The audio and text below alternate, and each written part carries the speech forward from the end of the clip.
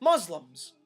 You say we want to control the world, but we're not the ones trying to convert the whole human race to our religion. You know, I'm not saying every Muslim does that, but extremists go out there. The extremist Muslims are going out there and saying, "Become part of our religion or die." Jews, we don't want anyone to come to our religion. All we're trying to say for the Jews who are lost out there, come back to who you are. You know, everyone else, just be good people. You know, be charitable, and also know that if there is a building, there is a builder. Therefore, if the universe is a structure, just like a building is a structure, the universe has a builder.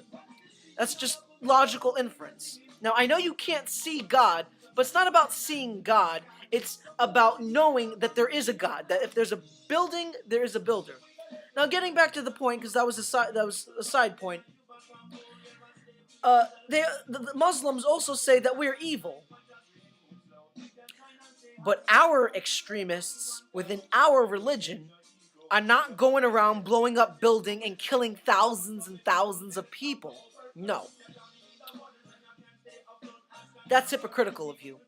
I mean, we might make mistakes like the rest of the human race, but that just goes to show that just because we're the chosen people, it does not mean that we're better than you.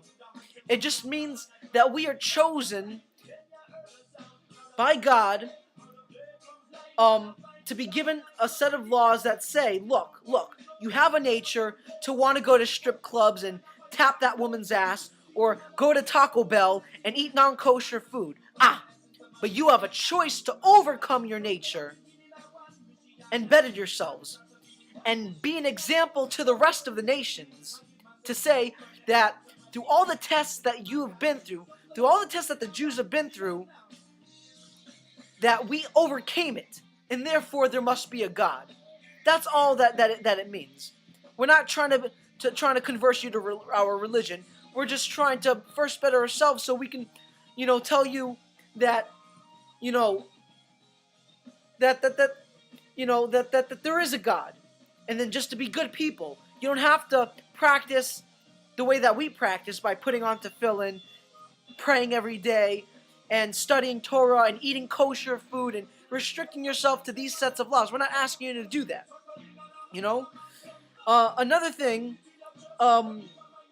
Muslims say that we stole their land, but when Britain owned this land, they realized it was worthless.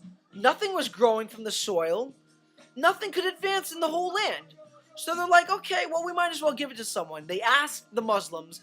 Muslims also knowing that it's a worthless land, that nothing will grow from it, nothing will advance from anything from it. They're like, nah, we don't want it. So the next people that they asked were the Jews. The Jews who have been for thousands of years in everyone else's land but their own, have been oppressed, have been killed, have been raped, have been murdered, have been even, and then in the last resort, we were kicked out of their land. So when the Britons said, look, have this piece of land, we said, okay, well, there's no other place for us to go. No one else wants us. Okay, we'll take it. And when we took it, we made it grow. We made agriculture boom.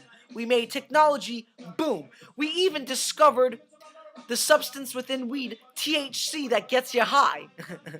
we made we made the land very prosperous. So it's like now all of a sudden the Muslims are like realize that we made it more prosperous, and you're willing to tell us now, oh wait, we want our land back. You stole it from us. No, shame on you. We did not steal it, okay? We were given it, we made it more prosperous, and now all of a sudden you want this land. No. I mean, you can live in it with us, but the question comes now, you say we treat you like second-class citizens. The question comes, why do we treat you like second-class citizens? Is it because minutes after we signed the Declaration of Independence to make a Jewish state, minutes right afterwards, you bombed us? Yes, that's one reason. Is it because every single war you started with us? Yes. And yet we're protecting ourselves. We're not bullying you. We're just protecting you. It just, for example, someone invites someone to their house, and they're creating violence and destruction, and just all this, nonsense. Of course you're going to want to kick them out of your land. If you have a cousin that comes to your home to visit and he's being violent and destructive and everything, of course you're going to see him as as an outsider, as like a second family member, and not as your inner family. Because they're oppressing you, they're not acting like family to you, so you're not going to see them as family as well. You know, it's like we gave you land to make peace with you, and you're like, okay, we'll take the land, and then we'll bomb you, and you bombed us. So of course we're not going to see you as family. Of course we're going to kick you out because we want to protect ourselves. That's not called bullying. That's called protecting. Now, that brings me to the anti-Zionists. You say, since the creation of an Israeli state, there's never been as much destruction and violence? Just a little ditty through your head. Remember the thing called the Crusades? There were 20 of them over the centuries. This was a long time, way, way before the creation of an Israeli state. They were killing us. There was destruction. And this was not the Jews, this was the Christians. So it's like, so you're blaming us for all the destruction today? You're saying there was never been as much destruction? Bullshit. There's always been destruction. Even the Muslims, because we wouldn't convert to their religion, where they say, okay, well, one man said that God talked to him and therefore believe in them, and then he comes to us and says, believe in what he says, and we don't want to believe in him because it's nonsense. They're going to kill us, and they've been doing that for centuries. So it just goes to show that no, anti-Zionists were not bullies, and no, there's been destruction throughout all of history, not just today. So anyways, that's all I really had to say. My name is Chaim, and which means life, and have a great day. Thank you for listening.